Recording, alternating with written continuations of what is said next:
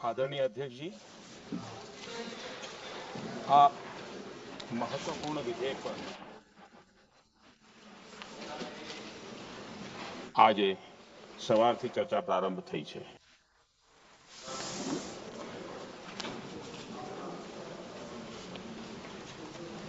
ઘણા સાથીઓ અહીંથી પણ જે મુદ્દાઓને અહીં સ્પર્શ કરવામાં આવ્યો છે અને તથ્યો સાથે અને અન્ય રીતે સદનને જરૂર જાણકારી આપશે. અને એટલે હું એ વિષયમાં જવા નથી માંગતો. આદરણીય અધ્યક્ષજી, રાષ્ટ્રના જીવનમાં કેટલીક મહત્વપૂર્ણ પળો આવે છે અને તે સમયની સમાજની મનસ્થિતિ અને નેતૃત્વની ક્ષમતા એ પળને કેપ્ચર કરીને એક રાષ્ટ્રની અમાનત બનાવી દે છે, એક મજબૂત ધરોહર તૈયાર કરી દે છે. હું સમજુ છું કે ભારતના સંસદીય લોકતંત્રના ઇતિહાસમાં આ એવી જ પળ છે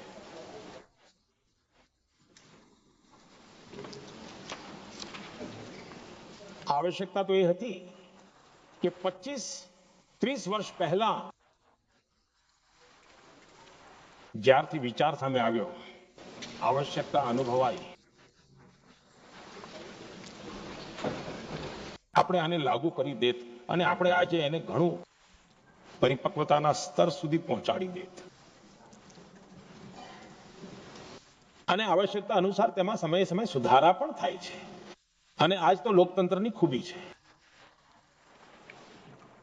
આપણે મધર ઓફ ડેમોક્રેસી છીએ. આપણી હજારો વર્ષની લોકતંત્રની એક વિકાસ યાત્રા રહી છે અને તે વિકાસ યાત્રાની અંદર એક નવો આયામ જોડવાનો એક શુભ અવસર આ સદનના આપણા સૌ સાથીઓને પ્રાપ્ત થયો છે. અને મેં પ્રારંભમાં કહ્યું છે કે આપણે સૌ ભાગ્યવાન છીએ કે આપણને આવા મહત્વપૂર્ણ અને દેશની અડધી જનસંખ્યાને આ રાષ્ટ્રના નિર્માણની નીતિ નિર્ધારણની પ્રક્રિયામાં હિસ્સેદાર બનાવવાનું સૌભાગ્ય મળી રહ્યું છે.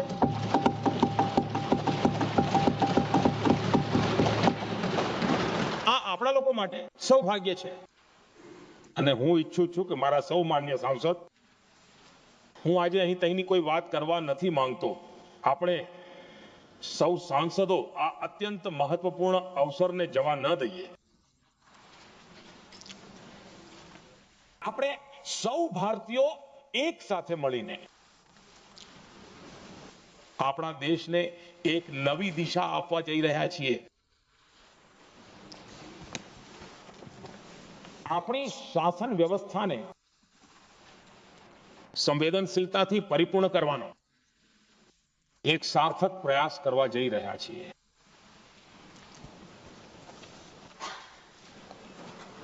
અને મને પૂરો વિશ્વાસ છે કે આ મંથનમાંથી જે અમૃત બહાર આવશે તે આપણા દેશની રાજનીતિની પણ તેના રૂપ અને સ્વરૂપને તો નક્કી કરવાનું જ છે, પરંતુ આ દેશની દિશા અને દશા પણ નક્કી કરવા જઈ રહ્યું છે. આટલા મહત્વપૂર્ણ વળાંકને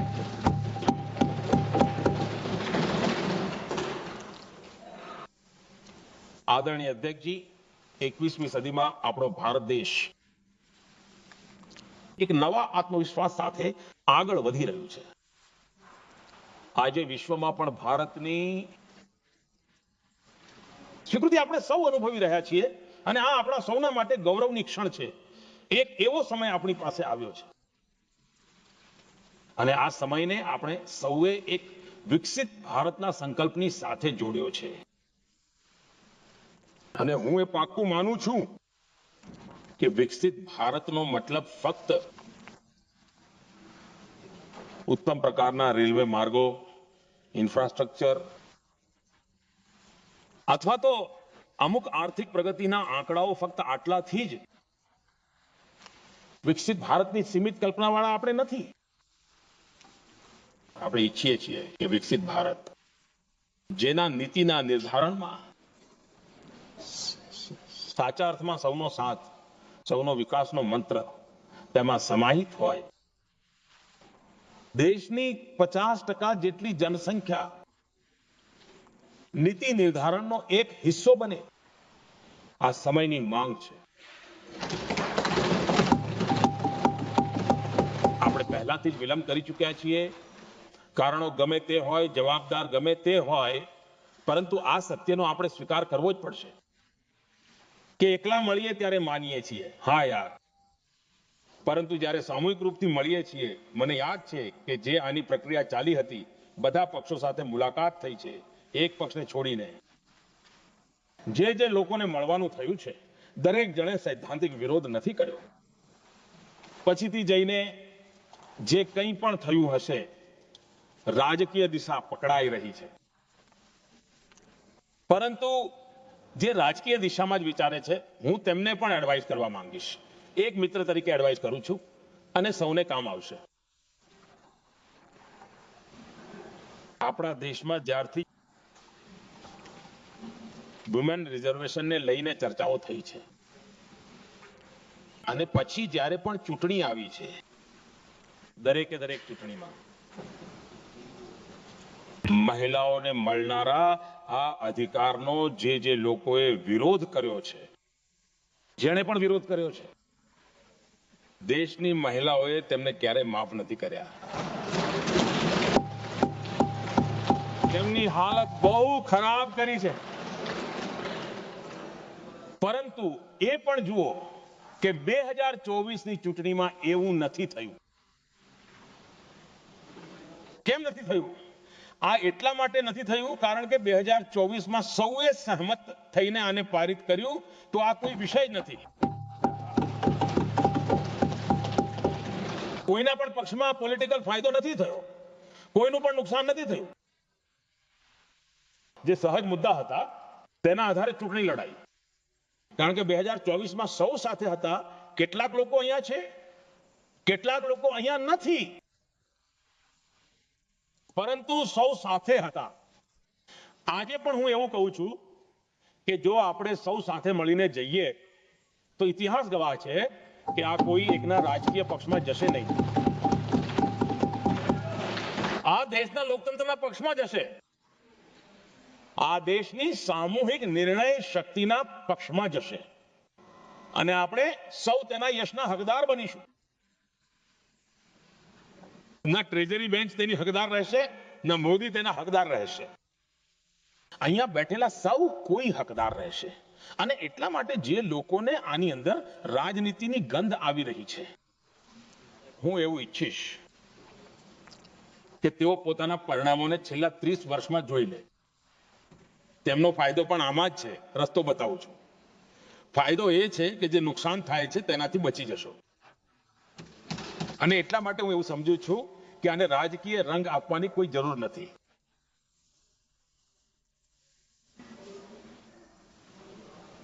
આદરણીય અધ્યક્ષજી, મને બરાબર યાદ છે ત્યારે તો હું શાસકીય વ્યવસ્થાની રાજનીતિમાં નહોતો. હું એક સંગઠનના કાર્યકર્તાના નાતે કામ કરતો હતો. તે સમયે ગલિયારાઓમાં એક ચર્ચા સાંભળવા મળતી હતી કે જુઓ આ કેવા લોકો છે.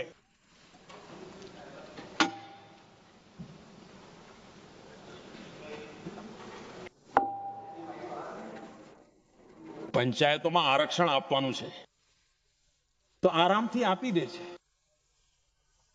પરંતુ તમે કહી રહ્યા છો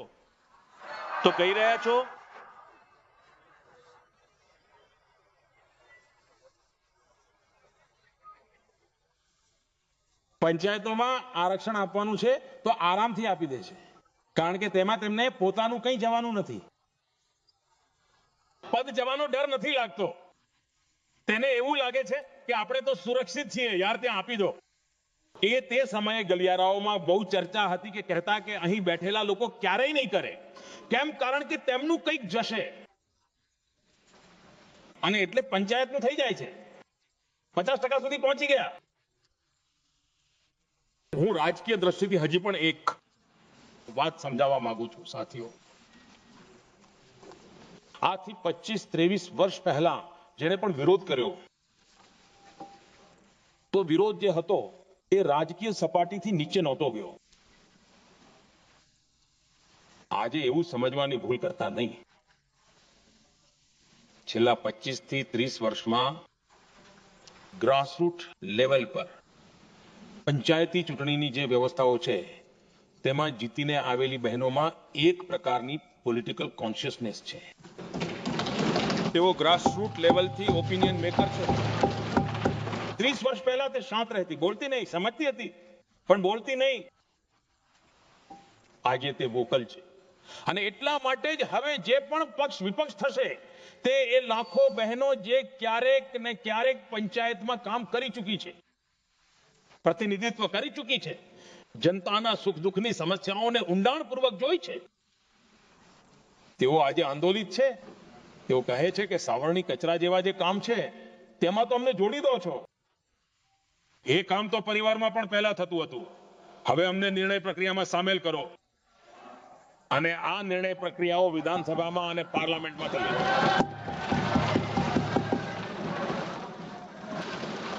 અને એટલા માટે જ હું રાજકીય જીવનમાં જે લોકો પ્રગતિ ઈચ્છે છે, હું કોઈ પણ સાંસદની વાત કરું છું, કોઈ પણ એમએલએ ની વાત કરું છું, આ પક્ષ કે તે પક્ષની વાત હું નથી કરી રહ્યો. જે કોઈ પણ રાજકીય જીવનમાં સફળતાપૂર્વક આગળ વધવા માંગે છે તેમણે આ માનીને ચાલવું પડશે કે છેલ્લા 25 થી 30 વર્ષના સમયગાળામાં લાખો બહેનો ગ્રાસરૂટ લેવલ પર લીડર બની ચૂકી છે. હવે તેમની અંદર ફક્ત અહીં 33%નું જ પ્રતિનિધિત્વ નથી, ત્યાં પણ તે ચોક્કસપણે તમારા નિર્ણયોને પ્રભાવિત કરવાની છે. અને આથી જે લોકો આજે આનો વિરોધ કરશે તેમને લાંબા સમય સુધી તેની કિંમત ચૂકવવી પડશે. લાંબા સમય સુધી કિંમત ચૂકવવી પડી શકે. અને આથી જ રાજકીય સમજદારી પણ એ વાતમાં છે કે આપણે ગ્રાસરૂટ લેવલ પર મહિલાઓની જે પોલિટિકલ લીડરશિપનું નિર્માણ થયું છે તેને હવે તમારે ચોક્કસપણે કન્સિડર કરવી પડશે. અહીં મેં સાંભળ્યું છે કે અમારા મુલાયમ સિંહજીથી ત્યારથી એક વિષય ચાલી રહ્યો છે, તેમના પરિવારવાળા પણ ચલાવી રહ્યા છે. દેશની બહેનો પર ભરોસો કરો ને, તેમની સમજદારી પર ભરોસો કરો. એકવાર 33% બહેનોને અહીં આવવા દો, આવીને તેમને નિર્ણય કરવા દો કોને આપવું કોને નહીં. આ વર્ગને આપવું, તે વર્ગને આપવું, તે નિર્ણય કરશે. આપણે તેમના સામર્થ્ય પર શંકા કેમ કરીએ ભાઈ? એક વખત તેમને આવવા તો દો, ઊભા રહેવા તો દો. તેઓ આવશે તો 34માં.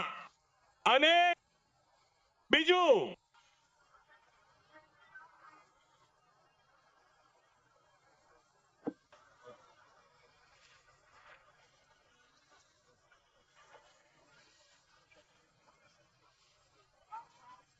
ધર્મેન્દ્રજી, હું તમારો ખૂબ આભારી છું.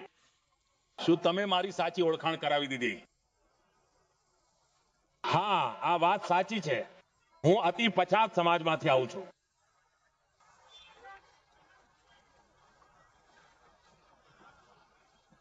ધર્મેન્દ્રજી, હું તમારો ખૂબ જ આભારી છું. અને અખિલેશજી તો મારા મિત્ર છે એટલે તેઓ ક્યારેક મદદ કરી દે છે. કે વાત સાચી છે કે હું અતિ પછાત સમાજમાંથી આવું છું, પરંતુ મારું દાયિત્વ સમાજના સૌ લોકોને સાથે લઈને ચાલવાનું છે. અને આજ મારા બંધારણે મને આ જ રસ્તો બતાવ્યો છે. મારા માટે બંધારણ જ સર્વોપરી છે. અને તેથી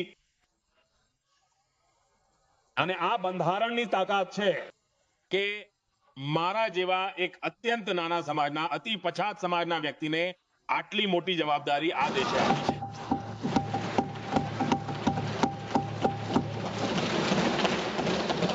અને તેથી હું તો દેશવાસીઓનો ઋણી છું અને હું તો બંધારણના નિર્માતાઓનો ઋણી છું કે જેમના કારણે આજે હું અહીં છું. પરંતુ આદરણીય અધ્યક્ષજી,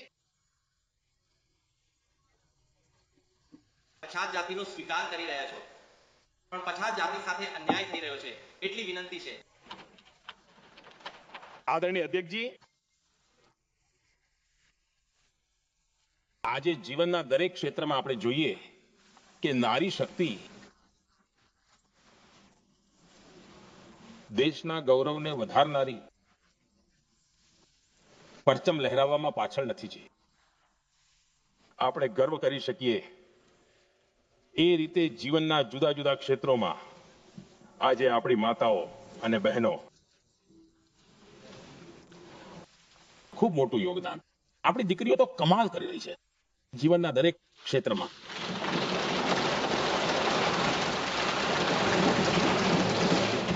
કેટલું મોટું સામર્થ્ય છે, તેને આપણે ભાગીદારીથી રોકવા માટે કેમ આટલી બધી તાકાત ખર્ચાવી રહ્યા છીએ? જી, તેમના જોડાવાથી તો સામર્થ્ય વધવાનું જ છે. અને એટલા માટે જ હું આજે અપીલ કરવા આવ્યો છું તમારી પાસે કે આને રાજનીતિના ત્રાજવાથી તોલશો નહીં. આ રાષ્ટ્રહિતનો નિર્ણય છે.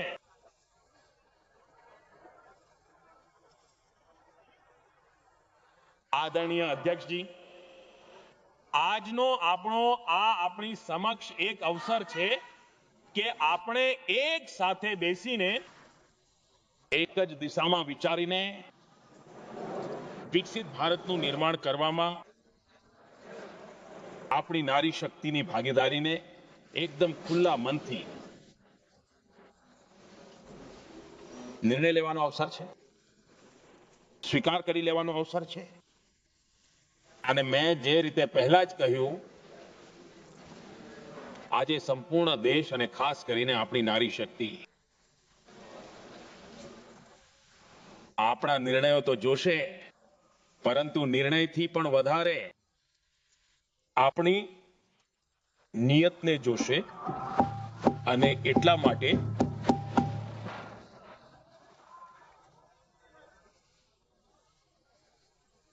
આપણી નિયતની ખોટને દેશની નારી શક્તિ ક્યારેય પણ માફ નહીં કરે.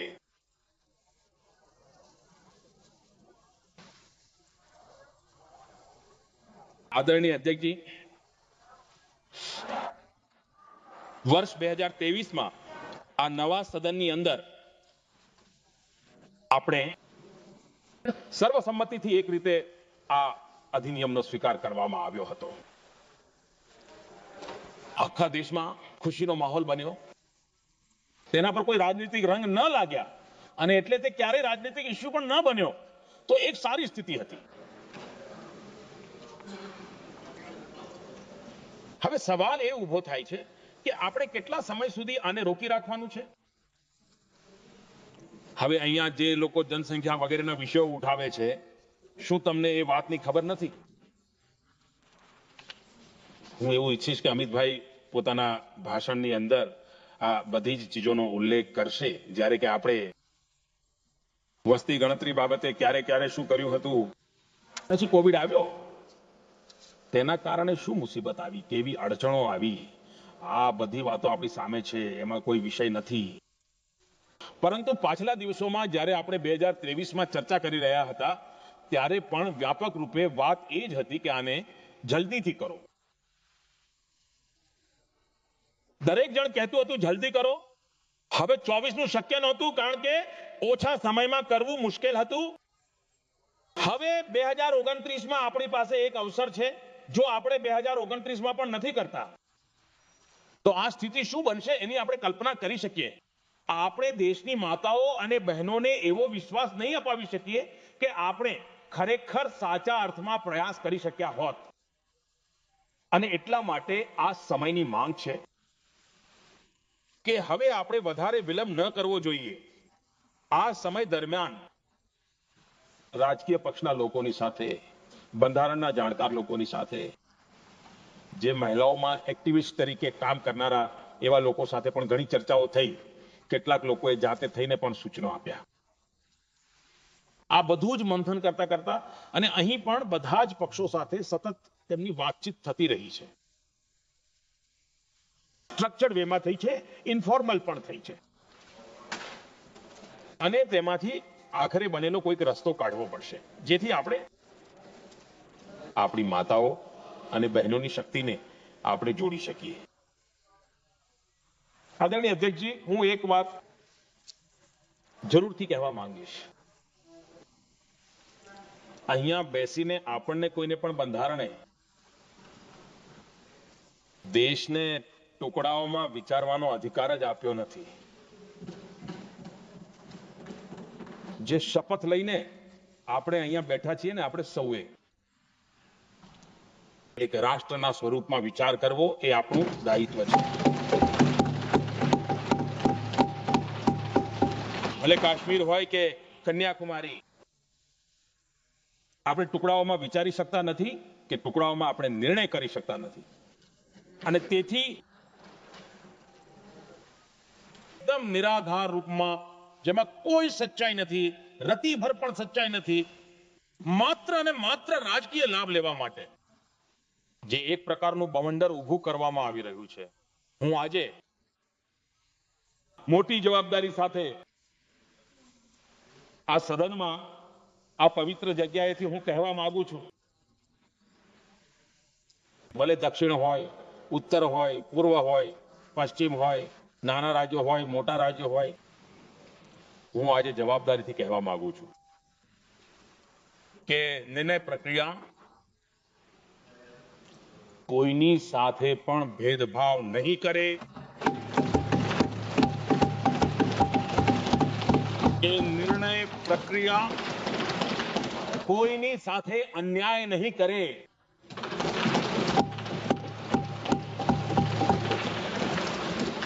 ભૂતકાળમાં જે સરકારો રહી અને જેમના કાર્યકાળમાં જે પરિસીમન થયું અને જે અનુપાત તે સમયથી ચાલતો આવી રહ્યો છે, તે અનુપાતમાં પણ કોઈ પણ પ્રકારનો બદલાવ નહીં થાય અને વૃદ્ધિ પણ તે જ અનુપાતમાં કરવામાં આવશે.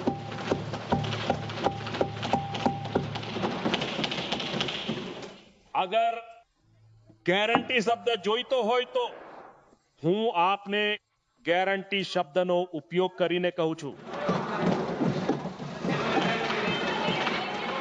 તમે વચનની વાત કરો છો તો હું વચન શબ્દનો ઉપયોગ કરું છું. જો તમિલ ભાષામાં કોઈ સારો શબ્દ હોય તો તે પણ હું બોલવા માટે તૈયાર છું. કારણ કે જ્યારે નિયત એકદમ સાફ હોય છે તો પછી શબ્દોની આ રમત રમવાની આપણને કોઈ જરૂર નથી. જી,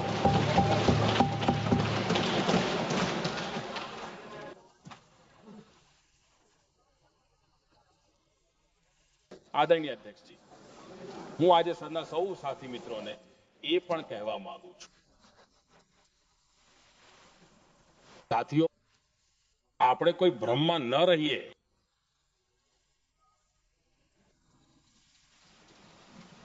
આપણે તે અહંકારમાં ન રહીએ. અને હું આપણે શબ્દ વાપરું છું. હું અને તમેની વાત નથી કરી રહ્યો. આપણે સૌ આ ભ્રમમાં ન રહીએ કે આપણે દેશની નારી શક્તિને આપણે કંઈક આપી રહ્યા છીએ. જી બિલકુલ નહીં. અમને તે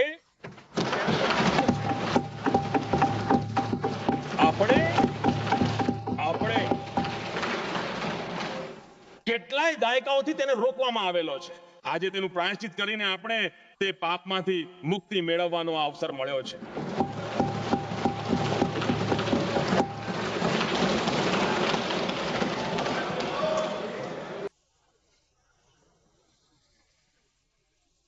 આપણે સૌ કોઈ જાણીએ છીએ દરેક વ્યક્તિએ કેવી ચાલાકી કરી છે, દરેક વખતે ચતુરાઈ કરી છે. બિલકુલ અમે તો તેના પક્ષમાં જ છીએ, પરંતુ અમે તેની સાથે જ છીએ, પણ દરેક વખતે કોઈને કોઈ ટેકનિકલ અડચણ ઊભી કરીને તેને રોકવામાં આવ્યું.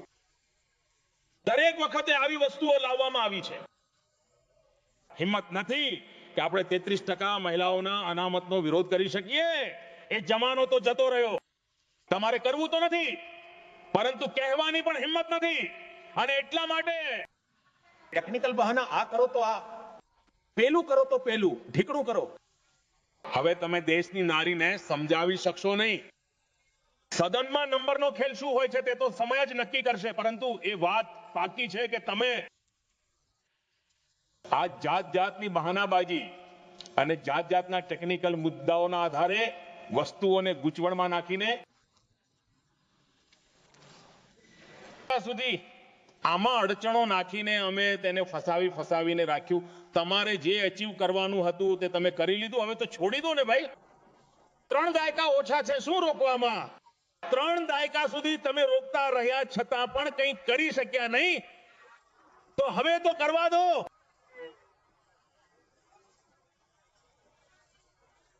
આદરણીય અધ્યક્ષજી,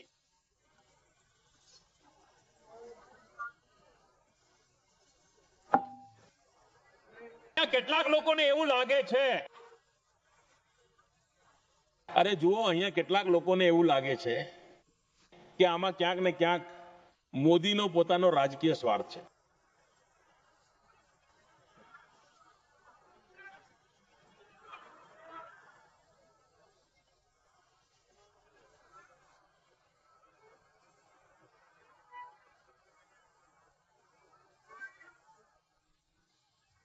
એમને બોલવા દીજીએ. ત્યાં બિચારા પર તો ઉપરથી તાળું લાગેલું છે. ત્યાં બાજુમાં કોઈ એને બોલવા જ નથી દેતું.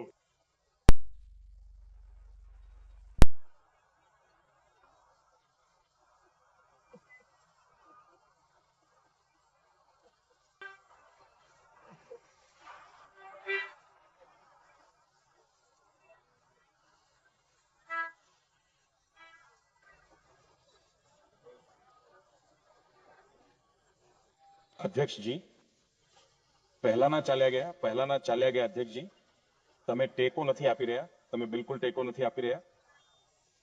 આદરણીય અધ્યક્ષજી,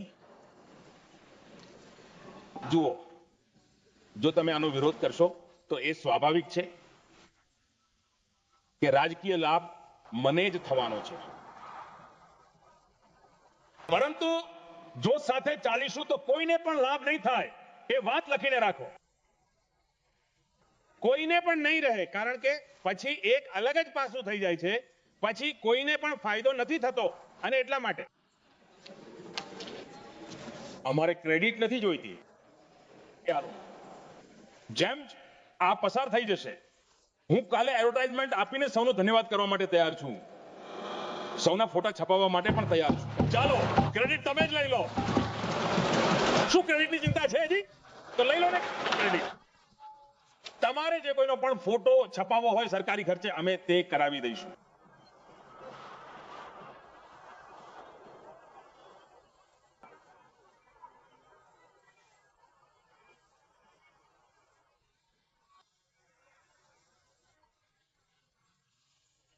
હું તમને ક્રેડિટનો બ્લેન્ક ચેક આપી રહ્યો છું.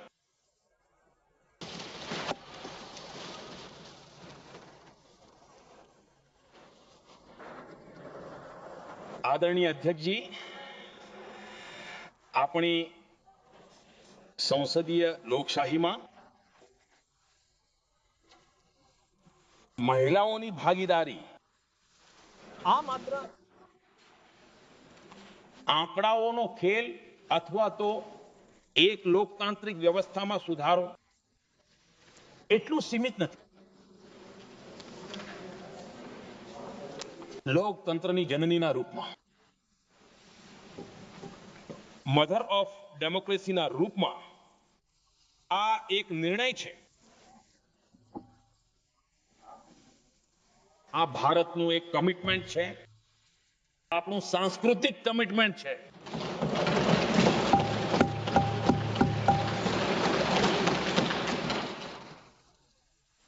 અને આ જ કમિટમેન્ટના કારણે પંચાયતોમાં આ વ્યવસ્થા બનાવવામાં આવી અને હવે તો 20 થી પણ વધારે રાજ્યો એવા છે જ્યાં 50% થયું છે.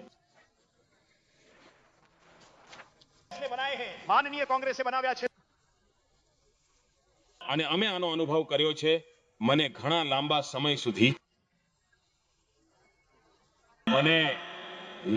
સમય સુધી મુખ્યમંત્રીના રૂપમાં સેવા કરવાનો જનતાએ મોકો આપ્યો અને એ જ સમયગાળામાં ગ્રાસરૂટ લેવલ પર વુમન લીડરશિપને મેં પ્રત્યક્ષ જોઈ છે. મારો પોતાનો અનુભવ છે. કેવી સંવેદનશીલતાની સાથે સમસ્યાઓના સમાધાન કરવામાં તેમનું કમિટમેન્ટ ખૂબ જ પરિણામલક્ષી રહેતું હતું. વિકાસની યાત્રાને ગતિ આપવામાં મદદ કરતા હતા. અને અનુભવના આધાર પર હું કહું છું કે આ સદનની અંદર તેમનો અવાજ એક નવી શક્તિ બનશે, એક નવી વિચારસરણી જોડાશે અને દેશની દિશામાં એક સંવેદનશીલતા પણ જોડાશે. તથ્યો અને તર્કોના આધારો પર અનુભવ જ્યારે જોડાય છે ત્યારે હું માનું છું કે તેનું સામર્થ્ય અનેક ગણું વધી જાય છે અને સદન કેટલું સમૃદ્ધ થઈ જાય છે.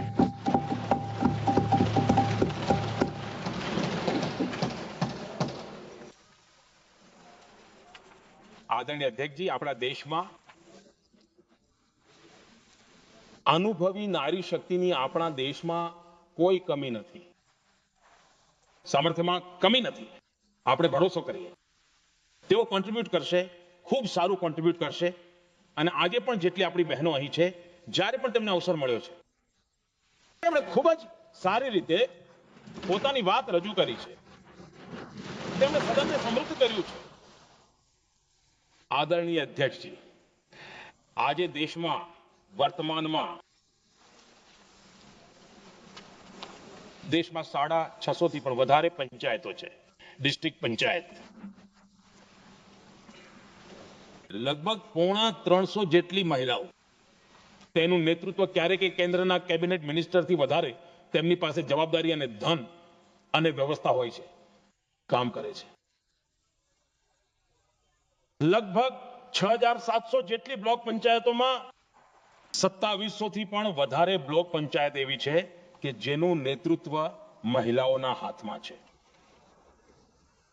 આજે દેશમાં 900 થી પણ વધારે શહેરોમાં અર્બન લોકલ બોડીઝની હેડના રૂપમાં મેયર્સ હોય કે પછી સ્ટેન્ડિંગ કમિટીનું કામ જોનારી બહેનો છે, તેમની આ તાકાત છે.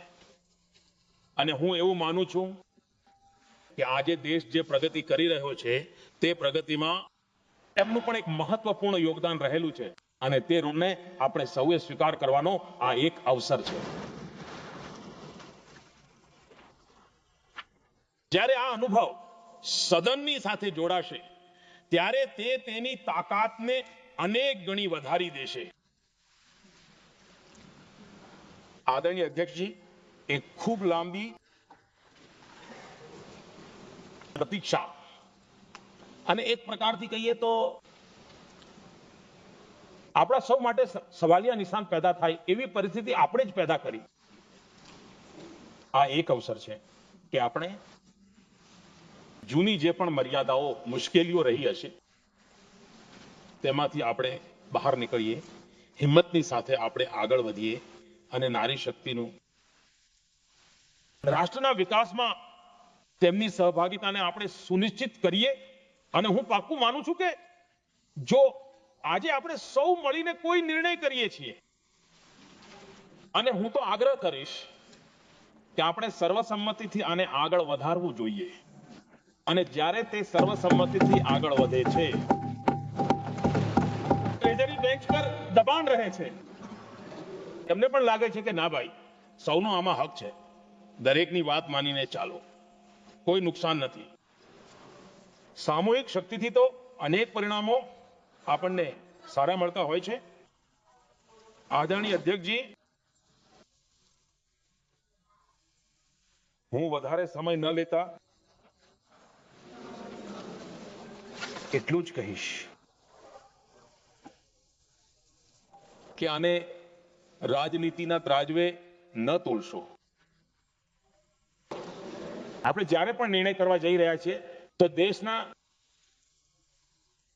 આટલા મોટા દેશની અડધી જવાબદારી જે ઉઠાવી રહ્યા છે તેમનો પણ કોઈ હક બને છે અહીં આવવાનો. આપણે તેમને રોકવા ન જોઈએ. અને બીજું સંખ્યાના સંબંધમાં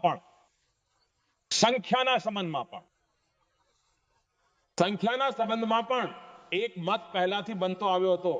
એવી ચર્ચા હતી કે સાહેબ આ જે છે એમનું ઓછું ન કરો, વધુ કરી દો તો જલ્દી થઈ જશે. એ વધુ કરવા વાળો વિષય આવ્યો છે કે ચાલો ભાઈ જે સંખ્યા હતી 33% એને હજુ વધારી દો, જેથી કોઈને એવું ના લાગે કે મારો હક ગયો. એક નવી શક્તિ જોડાશે, એક અતિરિક્ત શક્તિ જોડાશે. અને હવે સદનની રચના પણ તો હવે પહેલાથી આપણે વિચારીને રાખી છે, જગ્યા તો આપણે બનાવી જ લીધી છે. અને આદરણીય અધ્યક્ષજી, હું લાઇટર વેમાં એક વાત જરૂર કહેવા માંગીશ કે દરેકના પોતાના રાજનીતિક કારણો હોય છે અને પરાજયનો ડર જરા વધારે હોય છે, હેરાન કરી દેનારો હોય છે. પરંતુ પોતાના હાથે જ્યારે કોઈ શુભ કામ થાય છે એને નજર ન લાગી જાય એટલા માટે કાળો ટીકો લગાવવાની પરંપરા છે. હું આપનો ધન્યવાદ કરું છું. કાળો ટીકો લગાવવા માટે આપનો ખૂબ ખૂબ આભાર.